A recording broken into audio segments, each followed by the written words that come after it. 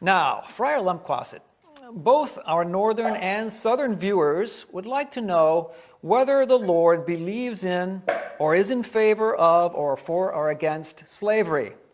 A lot of important issues right on your answer. That's easy. The Lord said through Moses what and where they could get acceptable slaves, the Israelites, in Leviticus chapter 25. Really?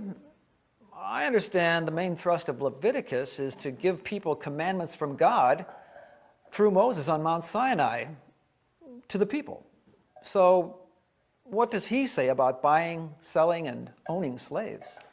I can read it to you right here, Leviticus chapter 25, verses 42 through 46. All right. Verse 42, "For they are my servants, whom I brought out of the land of Egypt. They shall not be sold as slaves are sold." It's referring to the Israelites. Verse 43, "You shall not rule over them with harshness, but shall fear your God." Verse 44, "As for the male and female slaves whom you may have, it is from the nations around you that you may acquire male and female slaves." The Lord is saying, you may acquire slaves. I see. Verse 45, "You may also acquire them from among the aliens residing with you, and from their families that are with you, who have been born in your land, and they may be your property." Okay? All right. And then verse 46, "You may keep them as a possession for your children after you, for them to inherit as property. These you may own as slaves. But as for your fellow Israelites, no one shall rule over the other with harshness." I disagree. With what? The Lord would not tell anyone where to buy slaves. That part of the Bible should be burned.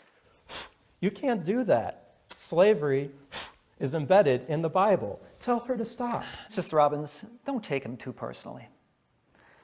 Now, Friar Lumpquasset, your interpretation of the Holy Bible is... I don't interpret. I state. The last line of Leviticus at the end of chapter 27, verse 34 reads, "These are the commandments that the Lord gave to Moses for the Israelite people on Mount Sinai." Yes, yes. Who are we to give meanings to God's words? Thank you, Friar Lumpquasset, for taking the time to clear up our questions. How do you spell Leviticus? Leviticus.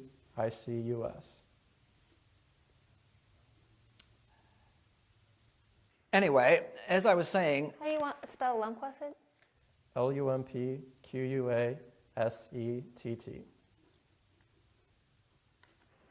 And Mrs. Throbbins, please stop playing with matches. This is Timothy Milquetoast saying good morning, and we'll be back with more obstacles on the road to the abolition of slavery after this break.